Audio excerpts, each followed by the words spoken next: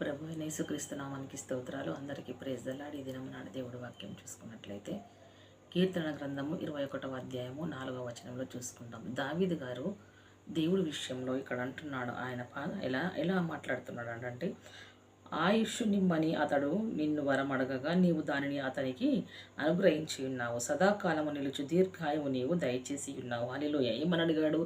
ఆయుష్ నిమ్మని దేవుణ్ణి వరమడుకున్నాడు. అయితే దేవుడు ఏం చేశాడంటే సదాకాలం నిలిచే దీర్ఘాయువును దయచేసి ఉన్నాడు. అంటే అడిగిన వాటికంటే, ఊహించిన వాటికంటే మన దేవుడు అత్యధికముగా ఇచ్చే దేవుడు. కాబట్టి దావీదు దేవుణ్ణి ఎలా అడిగాడంటే ఆయన హృదయమును అత్తుకొని అడిగాడు. దావీదు దేవుని చిత్త ప్రకారం ప్రవర్తించినట్లు చూస్తున్నాం. ఎందుకంటే దేవుడే మాట్లాడతాడు, దావీదు నా హృదయానుసారుడు అని.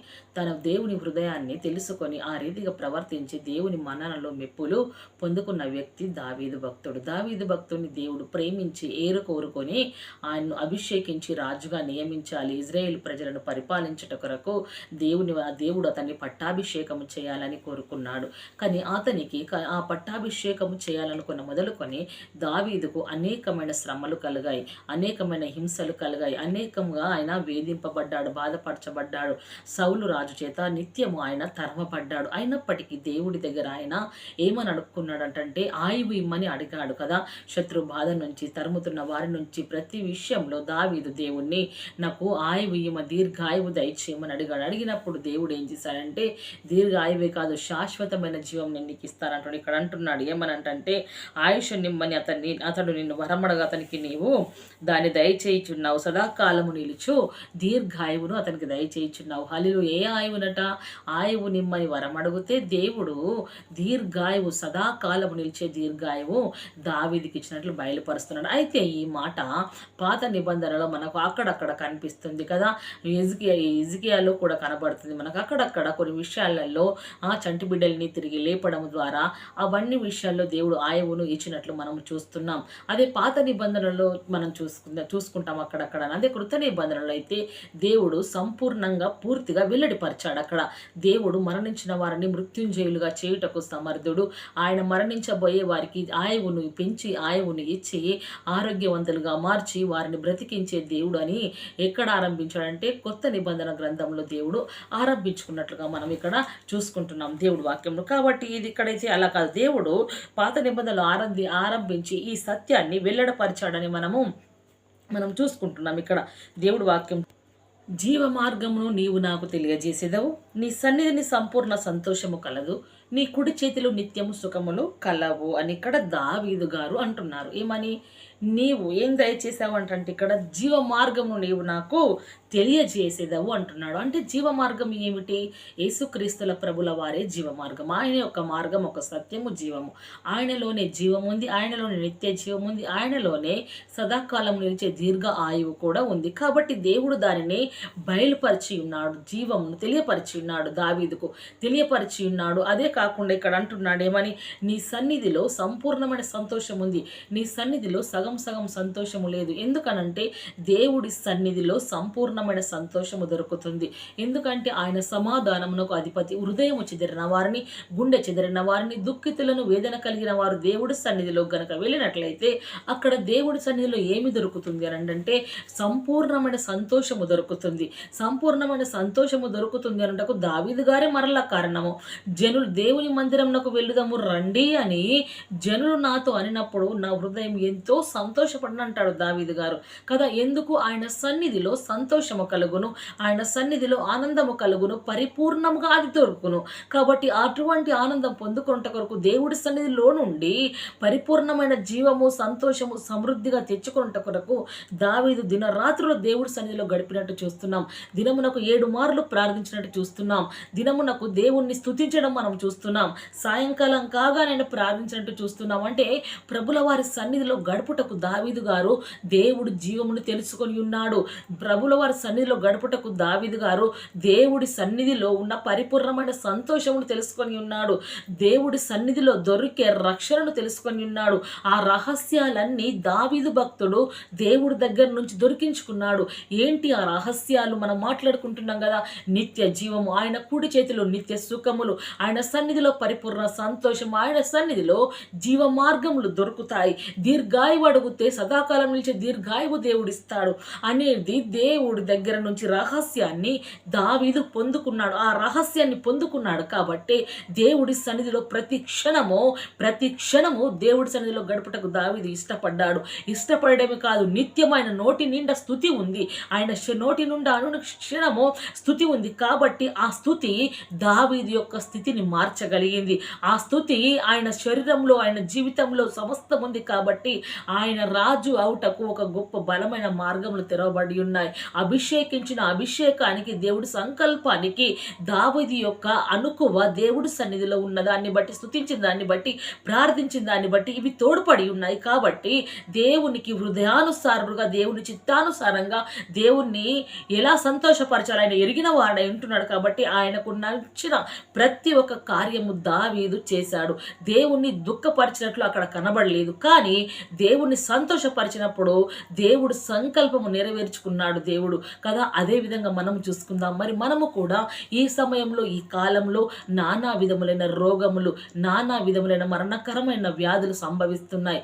మరి మన భక్తి ఎలా ఉంది దేవుడి సన్నిధిలో? మన ఆలోచన ఎలా ఉంది? మన ఆలోచన అనుకూలంగా ఉందా దేవునికి? మన భక్తి దేవునికి నచ్చినట్లు కనబడుతుందా? ఆ భక్తిలో దేవుని పరిపూర్ణమైన శక్తిని మనం పొందుకుంటున్నామా? ఇక్కడ పరిపూర్ణమైన శక్తిని పొందుకుంటున్నామా? పరిపూర్ణమైన శక్తిని ఆయన భక్తిలో మనం పొందుకున్నట్లయితే మనకు కూడా ఈ లోకంలో కలుగుతున్న మరణకరమైన రోగములు, వేదనలు ఉన్నాయే, అవి ఎలా అంటే విశ్వాసము ద్వారా ప్రార్థించినట్లయితే, భయభక్తులు కలిగి ఉన్నట్లయితే దేవుడి చెంత నుండి ఆ వరాన్ని మనం పొందుకుంటాం. ఆయువును మనము పొందుకుంటాం, మన ఆరోగ్యమును మనం పొందుకుంటాం, మన జీవితాలలో కోల్పోయిన సమస్తమైన సంతోషాన్ని మనం పొందుకుంటాం. దేవుడే మనకు అన్ని అనుగ్రహించేవాడు. దేవుడే మనకు సమస్తము సమృద్ధిగా మనకు అనుగ్రహించి వాడై ఉంటున్నాడు. దేవుడు లేకుండా ఏది అనుభవించలేము.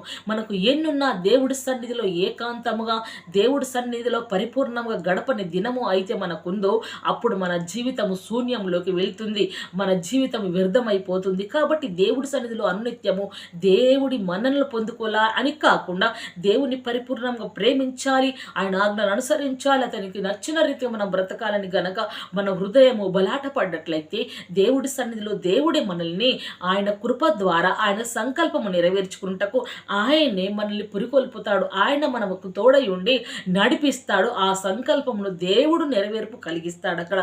అదేవిధంగా మనం దేవుడి వాక్యం చూస్తాం. నేను బ్రతుకు దినములన్నీ కృపాక్షేమములు నా వెంట వచ్చును అని ఏమంటున్నాడు? చిరకాలం యెహోవా మందిరంలో నేను నివాసము చేసేది. హల్లెలూయా. ఏమొస్తుందట? దావీదు అంటున్నాడు, నేను బ్రతుకు దినములన్నీ, ఒక్క రోజు, ఒక సంవత్సరము, ఒక దినము, ఒక గడియ కాదు, నేను బ్రతుకు దినములన్నీ నాకు కృపాక్షేమలు నా వెంట వస్తాయి. అక్కడ ఆయువుని అడిగితే సదాకాలం నిలిచే దీర్ఘాయువు దయచేశాడు. ఇక్కడ ఏమంటున్నాడు? దీర్ఘాయువు, సదాకాలం నిలిచే దీర్ఘాయువు. నేను బ్రతుకు దినములన్నీ దేవుని యొక్క కృప, సమాధానములు, సమృద్ధిగా కృపాక్షేమములు నాకు ఉంటాయి. అదే కాదు, అలా ఉండడము ద్వారా నేను ఇంకా ఏం కోరుకుంటున్నానంటే, అలా దేవుడు సమాధానం ఇచ్చాడు, దేవుడు ఎలా ఇచ్చాడు? సమృద్ధి, కృపనిచ్చాడు, క్షేమం ఇచ్చాడు. నేను తొలగిపోతాను అనలేడు, కానీ చిరకాలము నేను యెహోవా మందిరములో నివాసము చేసేదని అంటున్నాడు. హల్లెలూయా.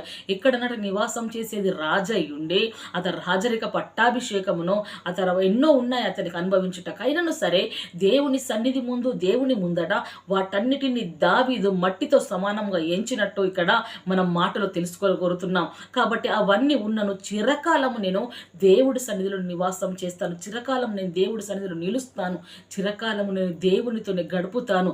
నా దేవుడు నాకు కృపాక్షేమం ఇచ్చాడు. ఆయన కృప జీవము కంటే ఉత్తమమైనది. ఆయన క్షేమము లోకంలో ఎవరు ఇవ్వలేనిది. అది నాకు ఆయన ఇస్తున్నాడు కాబట్టి నేను ఆయనతోనే ఉంటాను అంటున్నాడు. మరి మనం ఏమనుకుంటున్నాం? విశ్రాంతి దినం ఒకటి, ఒక ఆదివార దినము నాడే దేవుడి మందిరంలోకి వెళ్ళి దేవుడిని ఆరాధించుటకు ఇబ్బందులు పడుతున్నాం, పనుల భారంలో ఉంటున్నాం, తింటాము, అక్కడికి వెళ్ళి నిద్రపోతాము, వెళ్ళినామంటే వెళ్ళినాము, వచ్చినామంటే వచ్చినాము కదా. అది ఆ రీతిగా మనం ప్రవర్తిస్తాం, కానీ ఆ రీతిగా ప్రవర్తించకూడదు. దొరికిన ఒక్క దినము, దొరికిన ఒక్క గడియ, దొరికిన ఒక్క సమయము, అది ఉపవాస ప్రార్థన అయిననేమి, అది కృతజ్ఞత కూడిక అయిననేమి, అది దేవుని సన్నిధిలో ఆల్ నైట్ ప్రేయర్ అయినను ఏమి, విశ్రాంతి దినమైనను ఏమి, నీ కుటుంబంలో నీకు అలా సంఘంలో దొరికిన ప్రతి సమయమును నీవు సద్వినియోగపరుచుకునాలి. అదే కాదు, కుటుంబంలో సన్నిధిలో కూడా మనకు గంట దొరికితే గంట, అరగంట దొరికితే అరగంట, ప్రతి క్షణము దేవుణ్ణి జ్ఞాపకం చేసుకో, ప్రతి క్షణము దేవుడి సన్నిధిలో మోకరిల్లు. ఆ దేవుడే అప్పుడు కృపాక్షేమములు దయచేసి చిరకాలమైన మనతో కూడా ఉండి మనల్ని తన సన్నిధిలో మనల్ని నివసింపజేస్తాడు. ఆయన సన్నిధిలో నివసింపజేస్తున్నప్పుడు ఆయన సన్నిధి మనకు తోడుగా ఉంటే, ఆయన బలమే మనకు తోడుగా ఉంటే, ఆయన సన్నిధిలో ప్రభావ మహిమలు ఉన్నాయి, అవి మనతో కూడా ఉంటాయి. కాబట్టి ఆ ప్రభావ మహిమలలో మనకు కావాల్సిన అవసరతలు, అక్కరతలు, మన బిడ్డల క్షేమాభివృద్ధి దేవుడు కలిగిస్తూ ఉంటాడు. ప్రతి శత్రు బాధనన్నీయు దరిదాపులకు రానివాడు. లోకంలో శత్రువులు ఉండరని నేను చెప్పను, కానీ ప్రతి ఒక్కరికి, ప్రతి స్థలంలో, ప్రతి విషయంలో చుట్టూ ప్రతి ఒక్కరికి శత్రువులే. కానీ వారు చేసే కుట్రలు మనకు తాకకుండా దేవుడు కాపాడుతాడు. వారు చేసే ప్రతి విధమైన కీడు మనకు తగలకుండా, వారు పెట్టే ఇబ్బందులలో మనం ఉండకుండా దేవుడు అనునిత్యం కంచె వేస్తాడు. క్రైస్తవ జీవితమే ఒక పోరాటము. దావీదు ఆ పోరాటంలో నుండే దేవుడి కృపను పొందుకున్నాడు. దావీదు ఆ పోరాటంలో, ఆ తరమబడ్డ విషయంలోనే ఒంటరి వాడై దేవుడి మహిమను చూడగలిగాడు. దేవుడి సన్నిధి బలాన్ని పొందగలిగాడు. దేవుడి సన్నిధిలో ఉన్న ఆకాంక్షను ఇతను వెతికి ఉన్నాడు. కాబట్టి దావీదుకు సమృద్ధి కృప దొరికింది, దావీదుకు క్షేమము దొరికింది. చిరకాలము దేవుని మందిరంలో నివాసం చేసే అంత బలమైన దేవుని ఔన్నత్యమైన ఉత్తమమైన కృప పొందుకొని ఉన్నాడు. కాబట్టి మనము కూడా దేవుడి సన్నిధిలో కృపను పొందుకుంటకు ప్రయాసపడాలి. రాజునకు దీర్ఘాయువు కలుగజేయుదుగాక, అతని సంవత్సరములు తరతరములు గడుచునుగాక. హల్లెలూయా. ఏందట ఇక్కడ దావీదు అంటున్నాడు కదా, ఏమని? రాజుకు నీవు దీర్ఘాయువు దయచేస్తావు, అతని సంవత్సరములు తరతరములగట. ఎలా గడుస్తున్నాయంటే సంవత్సరములు తరతరములు గడుచును అంటున్నాడు. ఒక తరము కాదు, ఇప్పుడు మనం ఉన్నాము కదా, ఈ తరము కాదు, తరతరాలుగా గడుస్తాయి అతని సంవత్సరములు. అంటే దేవుడు అతనికి సదాకాలం ఇచ్చాడు, శాశ్వత జీవాన్ని ఇచ్చాడు. కాబట్టి అంటున్నాడు, రాజుకు నువ్వు దీర్ఘాయువు దయచేస్తావు. రాజు జీవితము తరతరాలుగా ఉంటుంది. అతన్ని గురించి తరతరాలు చెప్పుకునేటట్లు నువ్వు బ్రతికిస్తావు. అతన్ని గురించి తరతరాలు నీ సన్నిధిలో ఎలా బ్రతికాడో అది వెల్లడిపరచుటకు నీవు అది నిలుపుతావని దావీదు గారు దేవుడి సన్నిధిలో మాట్లాడుతున్నాడు. అక్కడ దేవుడి మాట. మరి మన భక్తి కలిగిన జీవితాలలో ఒక్క తరము వారైనా మనము దేవుడి సన్నిధిలో నిలిచిన దాన్ని బట్టి, భక్తి చేసిన దాన్ని బట్టి ఒకరైనా మాట్లాడగలుగుతున్నారా? ఒక తరము వారైనను వెల్లడిపరచగలుగుతున్నారా? ఏ రీతిగా మాట్లాడుతున్నారు? మన జీవితాలను గురించి కలిగిన శ్రమలను తాళలేక, తట్టుకోలేక పారిపోయారు దేవుడి సన్నిధిలో నుండి అని మాట్లాడుతున్నారా? వారు అనుభవించలేక, శ్రమను తాళలేక వారు దేవుని విడిచిపెట్టారంటున్నారా? లేదు, ఎంతటి శ్రమలు కలిగినను దేవుడి మీద ఆధారపడ్డారని మాట్లాడుతున్నారా? ఒక తరము వారైనను మన గురించి మాట్లాడుతున్నారా? మనల్ని మనం మనల్ని మనం ఆలోచించుకోవాలి. దైవ వాక్యం సెలవిస్తుంది ఇక్కడే, మన సియోను కొండ మీదకి దిగివచ్చు, ఎర్మోను మంచు వలె ఉండును, ఆశీర్వాదమును శాశ్వత జీవమును అచట నుండవలనని యెహోవా సెలవిచ్చి ఉన్నాడు అంటున్నాడు దావీదు. ఏమట? సియోను కొండ మీద దిగివచ్చు, ఎర్మోను మంచు వలె ఉండవలెను అంటున్నాడు కదా. కాబట్టి అట్టి రీతి జీవితం మనకు ఉండాలి. ఆశీర్వాదము, శాశ్వత జీవము దేవుడు దావీదుకు అనుగ్రహించి ఉన్నాడు. మన జీవితాలలో మనము కూడా ఆ రీతిగా ఉండాలి. ఈ కాలంలో ఎవరు ఉంటారంటే, ఏ కాలంలో దేవుడు ఒకే రీతిగా ఉన్నాడు. కాబట్టి మనము కూడా దేవుడి సన్నిధిలో దేవుడి పరిశుద్ధ గ్రంథము ఏ రీతిగా వెల్లడిపరుస్తుందో ఆ వెల్లడిపరిచిన రీతిని బట్టి నడుస్తూ ఉన్నట్టయితే శాశ్వత జీవము, నిత్య జీవము దేవుడు మనకు అనుగ్రహిస్తాడు. అనుగ్రహించడమే కాదు, ఎలా ఉంటున్నాడు అంటే ఇక్కడ ఆశీర్వాదమును, శాశ్వతమైన జీవము దేవుడు అనుగ్రహించుటకు ఆయన మన ఎడల కృప చూపుతాడు. కాబట్టి దేవుడు మనల్ని ఆశీర్వదించుటకే పిలిచి ఉన్నాడు, శపించుటకు కాదు. శాపంలో నుండి ఆశీర్వాదంలోకి దాటించాడు. కాబట్టి ఆయన మనకు ఎప్పుడు ఏది ఇవ్వాలనుకుంటున్నాడో అది తప్పకుండా ఇచ్చుటకు ఆయన మన ముందే నిలిచి ఉన్నాడు. సర్వశక్తిమంతుడు దేవుడు. శరీరధారి అయి ఉన్న దినములలో మహారోదనతోనూ ఎలా ఉన్నాడంటే ఆయన కన్నీళ్లతోనూ తన్ను మరణము నుండి రక్షింపగలవగనవానికి ప్రార్థనలను, ఆచరణలు సమర్పించి భయభక్తులు కలిగి ఉన్నందున ఆయన అంగీకరింపబడెను. హల్లెలూయా. ఆయన ఏ రీతిగా ఉన్నాడు భూమి మీద ఉన్నప్పుడు? యేసుక్రీస్తుల ప్రభుల వారు అంటే శరీరధారిగా ఆయన లోకంలో ఉన్నప్పుడు మహారోదన, మహా కన్నీళ్ళు. రోధించడం అంటే ఏంటో తెలుసా? ఏడవడము వేరు, రోధించడం అంటే హృదయం బద్దలైపోతుంది. అది తాళలేని దుఃఖం ఉన్నప్పుడు, తాళలేని సమస్యలు ఉన్నప్పుడు రోధిస్తాం, మనం కేకలు వేస్తాం. అట్టిగా తను రోధించి కన్నీళ్లు విడిచాడు. కాబట్టి మరణములో నుండి తన్ను రక్షింపగలవానికి ప్రార్థనలు చేశాడు ఆయన. ఎప్పటి నుంచి? మరణములో నుండి రక్షించగలవానికి ప్రార్థనలను, యాచనలు చేసి ఉన్నాడు. కాబట్టి ఆ యాచనలు సమర్పించాడు. అవి సమర్పించినప్పుడు భయభక్తులు నిలపడము ద్వారా ఆయన అంగీకరించబడ్డాడు. మరి మనము కూడా దేవుడి సన్నిధిలో ఉంటున్నాం. దేవుడి సన్నిధిలో ఉన్న మనము మహారోదన కలుగుతుందా? కన్నీళ్లు విడుస్తున్నామా? దేవుడి యందు భయభక్తులు కలిగి ఉన్నామా? మన ప్రాణమును మరణము మరణములో నుండి తప్పించి మనకు దీర్ఘాయు వరముగా ఇచ్చే దేవుడి సన్నిధిలో ప్రార్థిస్తున్నామా? అలా ప్రార్థించినట్లయితే దేవుడు తన సొంత కుమారుల వలె మనల్ని అంగీకరిస్తాడు. దేవుడు తన స్వాస్థ్యంగా మనల్ని అంగీకరిస్తాడు. దేవుడు తన సొత్తైన ప్రజలుగా మనల్ని అంగీకరిస్తాడు. మన జీవితాలకైనా ఒక నూతనమైన మలుపు తీసుకొస్తాడు. మనము రోదన కలిగి మనకు కలిగిన మరణకరమైన వేదనలను బట్టి ప్రార్థిస్తే, కన్నీళ్లు విడిస్తే, దేవుడు ఎంత భయభక్తులు కలిగి ఉంటే మరణములో నుంచి తప్పించుటకు ఆయన సమర్థుడు. కాబట్టి మన ప్రార్థనంతా దేవుడికి నిత్యము సమర్పించుకున్నట్లయితే తప్పకుండా దేవుడు మనల్ని విడిపిస్తాడు. ఆయన మనల్ని విడిపించుట కొరకే మన కొరకే యాతన పెట్టబడ్డాడు. ఆయన సిలువలో బలి అయి ఉంటున్నాడు. ఆయన అంటున్నాడు, నేను మొదటివాడను కడపటివాడను జీవించువాడనై. ఎలా ఉన్నానంటే నేను ఇక్కడ జీవించువాడను, మృతుడనైతిని గాని ఇదిగో యుగ యుగములు సజీవుడనై ఉన్నాను అంటున్నాడు. ఏమంటున్నాడు ఆయన? నేను ఎవరంటే ఇక్కడ మొదటివాడను ఒకటి అంటే ఆది మొదలుకొని ఉన్నవాడను నేను ఒకడని అంటున్నాడు. కడపటివాడను ఒకటి అంటే భూమి అంతం వరకు కూడా ఉన్నవాడను నేను, మధ్యలో ఇవన్నీ నా వలన కలిగినవంటున్నాడు.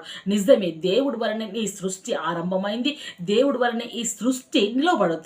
కాబట్టి అంతము కూడా ఆయన వల్లనే జరుగుతుంది. కాబట్టి మొదటిగా ఉన్నాడు దేవుడు. కాబట్టి ఇక్కడ అంటున్నాడు ఏమని? జీవించువాడను నేనే, మృతుడనైతిని గాని ఏమంటున్నాడు? జీవిస్తున్నాను నేనే కానీ మృతుడనైతిని. కానీ ఏమయ్యున్నాను? మృతుడనై. ఇక్కడ అంటున్నాడు ఏమని అంటున్నాడంటే ఇదిగో యుగ యుగములు సజీవుడనై ఉన్నాను. హల్లెలూయా. ఎందుకు మృతుడనయ్యాను అని అంటే మీ కొరకు లోకంలోకి వచ్చి మనుషులు ఈ రీతిగా మరణించి ఈ రీతిగా లేపబడతారు. ఈ రీతిగా నేను ఎలా వెళ్ళాను, మళ్ళీ నేను వచ్చినప్పుడు తిరిగి ఆ రీతిగా లేస్తారు చనిపోయిన వారు, అలా ఆహోరణం అవుతారు. కాబట్టి నేను సజీవుడనై ఉన్నాను, మిమ్మల్ని కూడా నేను జీవింపజేస్తాను అని దేవుడు వాక్యం వెల్లడిపరుస్తున్నాడు. వెల్లడిపరచడమే కాదు, ఇక్కడ శ్రేష్టమైన మాట పలుకుతున్నాడు. నేను సజీవుడనై ఉంటిని కానీ మృతుడనై యుగ యుగములు జీవించుచున్నాను అంటున్నాడు. మనము కూడా క్రీస్తులో ఉండి క్రీస్తులో మనము చేర్చబడిన తర్వాత పాపములో చంపబడి క్రీస్తులో బ్రతుకుతే కూడా మనము బ్రతికిన వారమై ఉంటున్నాం కాబట్టి మరియు మరణం యొక్కయు పాతాళ లోకపు యొక్కయు తాళము చెవులు నా స్వాధీనంలో ఉన్నాయి. హాలిలో ఏందట? ఒక మనిషి మరణించాలన్నా, ఒక మనిషి చావాలన్నా ఇవి తాళము చెవులు ఎక్కడున్నాయంటే పరలోక రాజ్యంలో దేవుడి ఆధీనంలో ఉంటున్నాయన్నట్లు. ఆ తాళాలు ఆయన దగ్గర ఉన్నాయి, మరణము జీవము. మరి మనకు కలుగుతున్న మరణకరమైన రోగమును బట్టి మనం ఏమని అడగాలి? దావీదు అడిగాడు, నాకు ఆయువు ఇయ్యమని వరం అడిగితే సదాకాలము నిలిచే దీర్ఘాయువు ఇచ్చాడు. అక్కడ ఎందరు మందిని భక్తులను చూసాం కదా, దీర్ఘాయువు దయచేసి తరతరాలు చెప్పుకున్నట్టు దయచేశాడు దేవుడు. మరి దేవుడే కూడా కన్నీళ్లు విడిచినప్పుడు అతని ప్రాణమును మరణములో నుండి తప్పించగలవానికి ప్రార్థన చేశాడు. యేసుక్రీస్తుల ప్రభుల వారు శరీరధారిగా ఉన్నప్పుడు తండ్రికి ప్రార్థించాడు, ఆయన అతని ఆయువును పొందుకున్నాడు.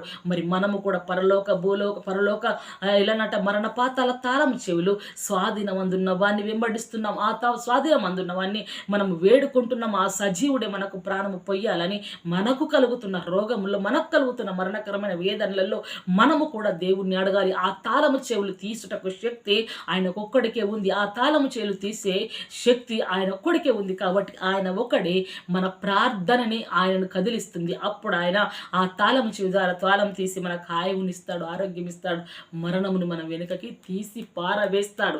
కాబట్టి దేవుడే సజీవుడై ఉంటున్నాడు.